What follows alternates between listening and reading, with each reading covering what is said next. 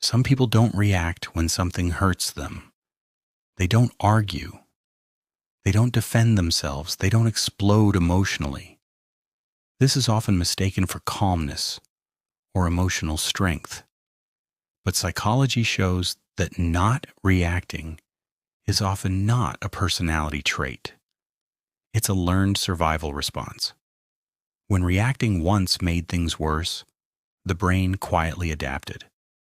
And many people grow up without realizing that this pattern still controls their behavior. 1. Their nervous system learned that silence is safer.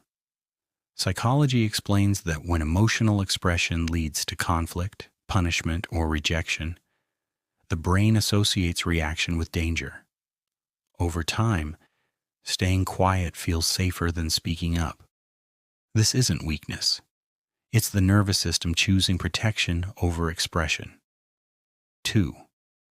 They freeze instead of reacting. Neuroscience shows that when neither fighting nor escaping feels safe, the brain activates the freeze response.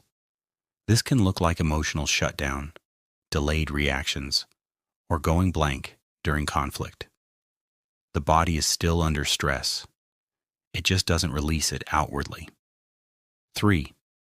They process emotions later, not in the moment. Many people who don't react immediately replay conversations hours or days later. Psychology links this to delayed emotional processing. The brain waits until it feels safe enough to respond internally. That's why clarity often comes too late. 4. They disconnect from their own needs. When expressing feelings repeatedly feels pointless, the brain slowly stops prioritizing them.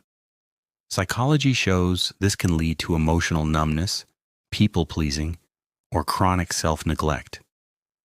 Not because the needs disappear, but because acknowledging them once felt unsafe. 5. They appear calm but stay internally tense. On the outside, they seem composed and controlled.